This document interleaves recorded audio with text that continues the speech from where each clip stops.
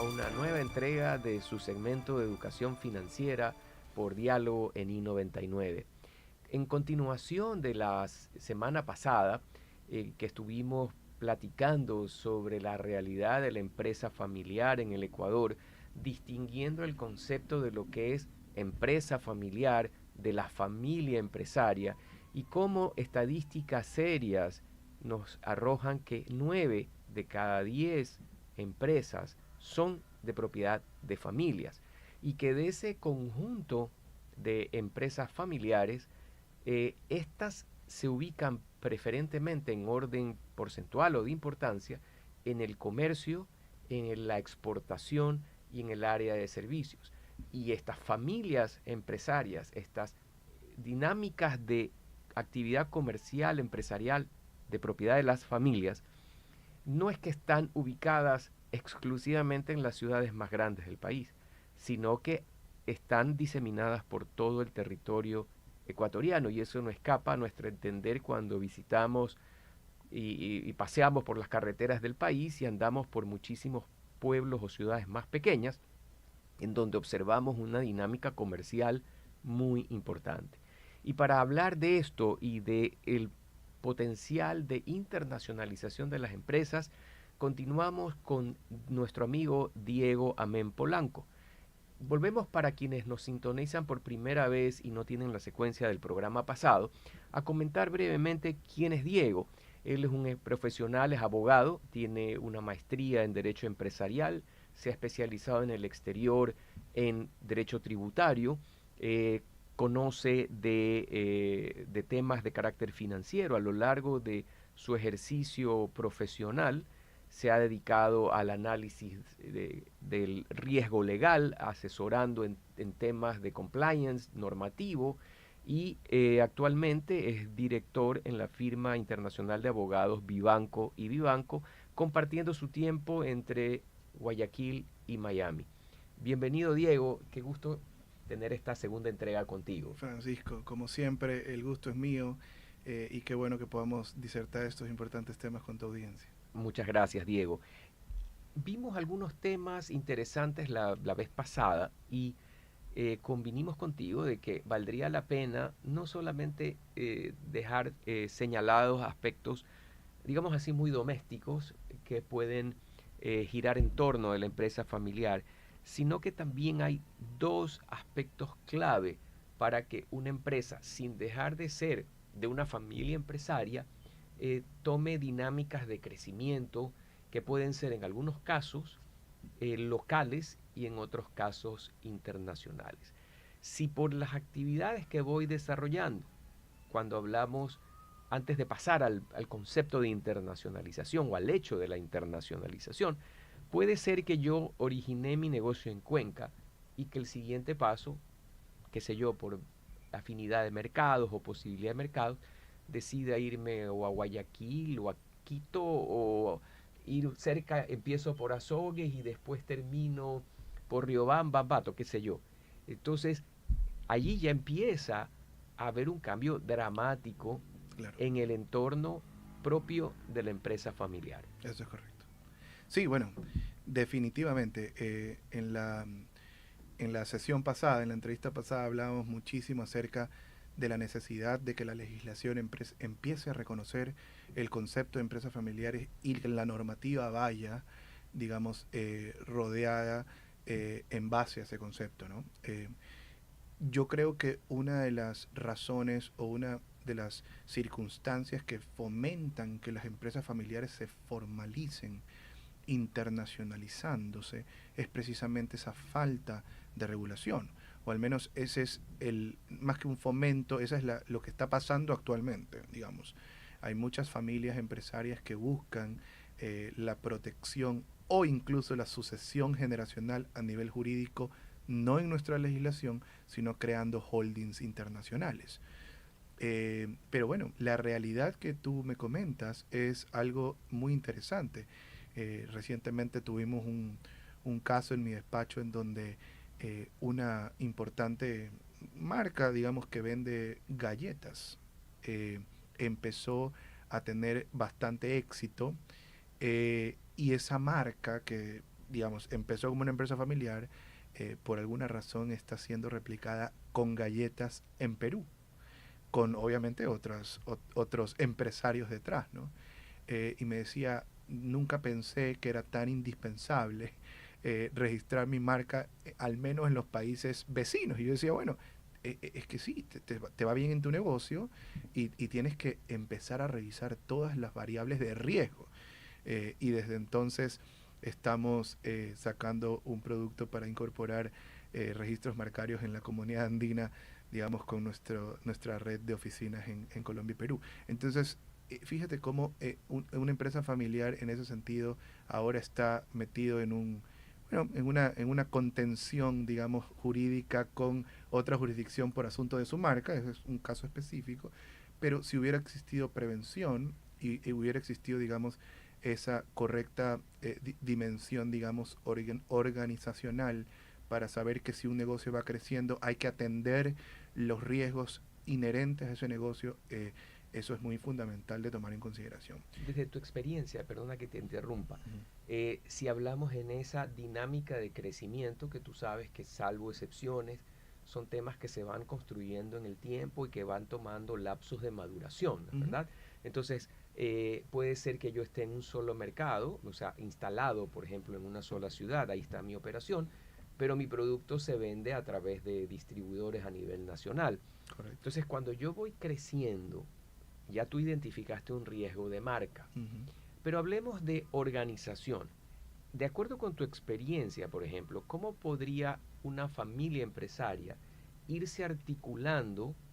Porque aquí la idea no es que de la noche a la mañana, que de una micro, ahora soy una empresa grande, recién ahí me doy cuenta de la necesidad de organizarme en todo, Sin duda. cuando costos, tiempos de implementación y porcentualmente el nivel de éxito puede ser mucho menor que si yo, en función de cómo voy evolucionando, voy articulando medidas para justamente asegurarme de que mi crecimiento desde el punto de vista de mi organización familiar, de mi organización administrativa, de mi cobertura de marcas, el cumplimiento de la ley vaya Ujú. siendo paulatina y vaya acompañándome a mi crecimiento. Desde tu experiencia profesional, ¿qué podrías sugerir en función de esas etapas que vive una empresa de crecimiento?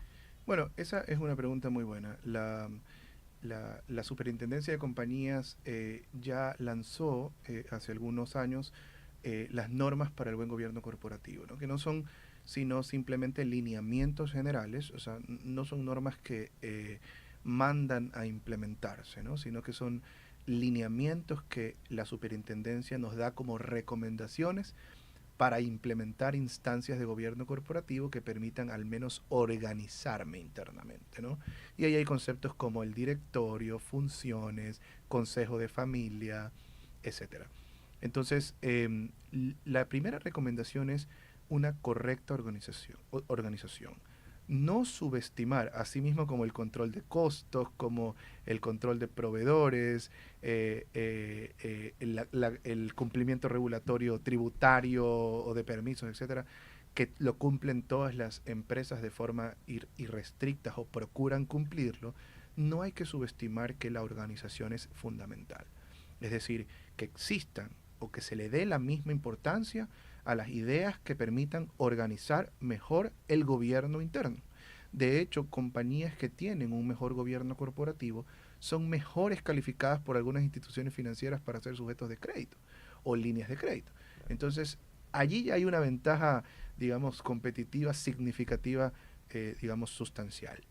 Y luego, a la medida que va creciendo la empresa, precisamente, se busca que la protección sea integral. Pero, como estamos hablando de patrimonio, y ese patrimonio puede ir creciendo, como también puede ser un patrimonio, digamos, que no necesariamente crezca exponencialmente, pero existe, hay que pensar en cómo protejo ese patrimonio. Entonces, muchas de las empresas familiares lo que están, digamos, optan por hacer es buscar jurisdicciones para que ese patrimonio, digamos, pueda protegerse, pueda optimizar carga fiscal y pueda facilitar la sucesión generacional, ¿no? Esto esto permite esta anomia que existe en el país, en el Ecuador, con relación a las empresas familiares. Vemos que no existen las definiciones en ley, en norma positiva sobre empresas familiares, digamos, induce a que las empresas familiares y las familias empresarias busquen esa protección fuera. Entonces ahí nacen las famosas holdings internacionales, en donde se agrupan las inversiones de capital de las empresas locales, y esa holding internacional tiene la función de, fuera de Ecuador, en jurisdicciones mucho más benevolentes, encontrar, digamos, soluciones para una sucesión ordenada, para menor, digamos, carga impositiva en sucesión por causa de muerte, y asimismo también, digamos, la internacionalización del capital, ¿no? Encontrar jurisdicciones donde el acceso al crédito es más sencillo, en donde también vimos en la sesión pasada, en la entrevista pasada, que el segundo segmento más importante son los exportadores, empresas familiares que se dedican a la exportación, o mejor dicho, sector empresarial en segundo plano, más preferido de las empresas familiares, la exportación. Entonces, de alguna manera existe una relación con el mundo o con otra jurisdicción. Entonces, allí las familias fundamentalmente buscan protección mediante la internacionalización de sus patrimonios.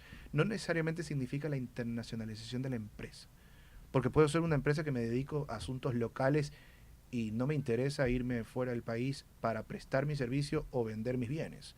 No, si esa no es la idea, al menos existe la internacionalización del patrimonio. Y eso es lo que contribuye a la generación de la Cuando empresa. tú hablas de todo lo que me has mencionado de manera tan interesante, ¿qué podríamos nosotros empezar a articular como una familia empresaria en todo lo que atañe a la gobernanza familiar y que va de la mano con la planificación sucesoria, que no necesariamente tiene que ver con una optimización tributaria, eh, porque las hay y totalmente lícitas, Totalmente. valga la pena hacer la aclaración, pero ¿qué es lo que se busca realmente dejar señalado en una gobernanza empresarial? Bueno, las reglas, las normas, es decir, ¿Qué tipo de normas? sí, bueno, las normas más fundamentales, más famosas también son las de gobierno, que son propiamente qué órganos quiero para mi empresa, ¿no? Quiero un directorio, quiero simplemente un consejo de administración. ¿Y eh, cuáles serían esas diferencias entre un directorio y un consejo de administración? las diferencias no son tan, digamos, sustanciales, no son tan marcadas. Es simplemente un directorio, por ejemplo, atiende decisiones muy del día a día de la administración o del directorio va a depender muchas decisiones importantes de la administración. Un consejo de administración puede darse o limitarse a tomar decisiones más macro, como por ejemplo la aprobación de créditos o de gravámenes o de aperturas de nuevas sucursales, etcétera. O sea, va a depender O sea, elementos más estratégicos. más estratégicos, más funcionales, menos operativos, etcétera, ¿no? O viceversa, puede darse también la naturaleza que el directorio sea el que supervise un consejo de administración, que a su vez sea el que supervise el administrador de la empresa. Digamos, tiene allí sus particularidades de conformidad con el traje a la medida que corresponda las normas de buen gobierno corporativo para cada empresa. Eh, pero me gusta mucho la pregunta porque me permite entrar a algo muy interesante. También establece las condiciones de las resoluciones de conflictos. Como en las empresas familiares nos encontramos con familias empresarias y las familias empresarias están compuestas por personas y de esas personas existen problemas interpersonales, ¿cómo los resolvemos? Las normas de buen gobierno corporativo establecen formas de resolución de conflictos y los métodos de solución de esos conflictos, precisamente métodos alternativos que precisamente llegan o permiten la facilitación de la solución de los problemas. Pero un punto muy importante también, norman quiénes pueden ser los nuevos directores. Establecen las reglas comunes son, fomentan a que las nuevas generaciones elijan carreras universitarias que estén acordes, por ejemplo, al negocio, ¿no? o que si es que una de las generaciones siguientes busca un cargo directivo, tengan obligatoriamente un título de cuarto nivel y no se queden en el título de grado. Eso va, digamos, fomentando y dándole prestigio profesional a la organización. Asimismo, también normas muy interesantes que regula un gobierno corporativo son las normas cuando voy a vender participaciones o parte del patrimonio, digamos, representado en el capital, ¿no? ¿Quién tiene derecho de preferencia? Todas estas instituciones que las aprendimos del derecho anglosajón, el drag along, el tag along, el right of first refusal, que son reglas específicas, bueno, que traídas, digamos, al castellano, no son otras, digamos, sino herramientas que permiten que la continuidad de la empresa familiar se perfeccione. Es decir, si voy a vender, quién tiene el primer, digamos, derecho de compra, si voy a vender tengo que notificar la venta, quién la tengo que proponer primero. Precios justos. Claro, precios, exactamente, precios justos, precios de mercado. Bueno, entonces, digamos, realmente incluso hay reglas hasta muy propias de la familia, ¿no? Por ejemplo, que en alguna ocasión también vi un código, digamos, un código de gobierno corporativo de una familia que fomentaba no solamente el estudio, sino también el destacar en un deporte o actividad artística. Eso le pedía el patriarca de la familia a la tercera generación, que eran los nietos. Entonces, interesante, porque si el día de mañana estás interesado en el negocio, pues tienes que cumplir esos requisitos que como patriarca te lo impongo, ¿verdad? En todo caso, es una construcción, como decía, traje la medida para cada caso. Ahora que hablas de todo esto, escuchándote, me surge una inquietud que posiblemente muchos de nuestros amigos que nos siguen en este programa tal vez la compartan conmigo. A ver, todo esto suena muy bien en la teoría, que bien luce evitar conflictos porque es una realidad, las diferencias entre las personas, que la familia está compuesta por gente y que la gente no piensa una con otra de manera similar, aunque sean hijos de los mismos padres. Ujú. Y toda esta reglamentación que para alguna gente puede sonar abrumadora de tanta disposición, y si yo no tengo chance de ponerme a pensar que mis nietos, qué sé yo, tengo que seguir trabajando, eh, pero en la práctica, en la vida real, hemos visto la bondad de la aplicación de este género de políticas. Hay una, no hablemos de estadística, pero sí hay, hablemos así, de una casuística interesante que permite confirmar que la aplicación de toda esta política de gobernanza en la práctica sirve, es efectiva, que previene, que se ha demostrado con el tiempo. Muy interesante. En nuestra experiencia, la norma ayuda mucho. Y de hecho, esa es una de las razones por las cuales yo me incliné a estudiar Derecho en algún momento, ¿no? Porque la norma termina siendo, digamos, el hilo conductor de situaciones muy variadas, que pueden ser de distinta índole. Entonces, tener una norma, tener un código, ayuda muchísimo. Definitivamente, la dinámica de la empresa familiar es impredecible. O sea, puedo tener una opinión de un miembro de la familia un lunes y cambiada totalmente a lo que dijo el lunes, el martes, y ver cómo le doy la vuelta el martes para tener una solución correcta con todos los miembros el miércoles. O sea, hay, el acompañamiento es fundamental. De hecho, como asesor de empresas familiares, eh, yo nunca recomiendo todas las propuestas de servicios que tienen una incorporación de gobierno corporativo para una empresa familiar, nunca termina en entregarte el código, porque la implementación es lo más importante, lo contrario va a ser simplemente letra muerta. Es yo te ayudo a poner en práctica este código, porque van a venir esos problemas y allí es donde tenemos que encontrar puntos medios. A veces la rigidez en la aplicación de la norma no es lo más conveniente, a pesar de que la norma tiene que cumplirse tal cual es, ¿no? En su letra, digamos, literal. Pero la implementación o la interpretación es lo importante, porque muy probablemente lo que pueda ser legal para alguna persona no sea propiamente justo. Y lo que buscamos en empresas familiares es precisamente que existan armonía. ¿Armonía de qué? ¿La empresa familiar? No. Armonía en la familia empresaria. ¿Para qué? Para que la empresa familiar funcione. Entonces, para responder específicamente a tu pregunta, eh, la norma ayuda muchísimo, pero el acompañamiento ayuda muchísimo más. Y Sí, siempre van a haber, claro. digamos, divergencias, y ahí es donde entran, pues, las técnicas de negociación, ¿no? Claro, pero sobre todo qué bueno que señalas, hablas de norma y yo creo que allí está la clave del éxito, que todos tenemos un, llamemos así, un código de conducta al que nos hemos comprometido y que en la medida de que surjan inconvenientes que requieran diálogo, tenemos ya el marco de acción para el diálogo. No nos vamos a Exactamente. inventar los términos ni inventarnos el camino hacia un acuerdo, sino que ya lo tenemos prediseñado antes de que hubieran surgido los conflictos. Y eso yo creo que es fundamental porque lamentablemente uno de los factores de mayor incidencia en los fracasos empresariales, en el cierre de empresas, en la liquidación de negocios, es la divergencia entre los dueños.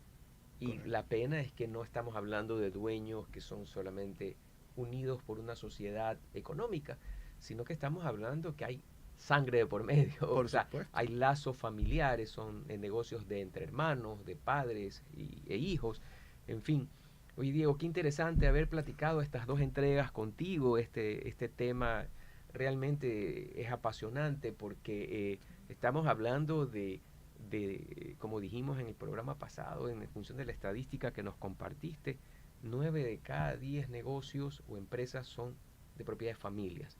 Y yo creo que, como lo mencionaste ya, las políticas públicas, el deber del Estado, la razonabilidad de los legisladores deben justamente partir del conocimiento de lo que ocurre en el campo, lo que Nada ocurre en más. la sociedad y no inventarse normativa o copiar normativa de economías y de realidades sociales que no tienen nada que ver con la nuestra. Pero Definitivamente. bueno, ese es un campo de acción en el que hay que siempre abordar y desde la opinión, desde la sociedad civil, alertar, comentar, sugerir qué está pasando y qué es lo que se puede hacer mejor. Diego, Definitivamente. nuevamente muchas gracias por Francisco. compartir este No, espacio con nuestros el gusto es amigos mío. y a ustedes, mis queridos amigos, hasta otra entrega la siguiente semana. Muchas gracias por estar con nosotros.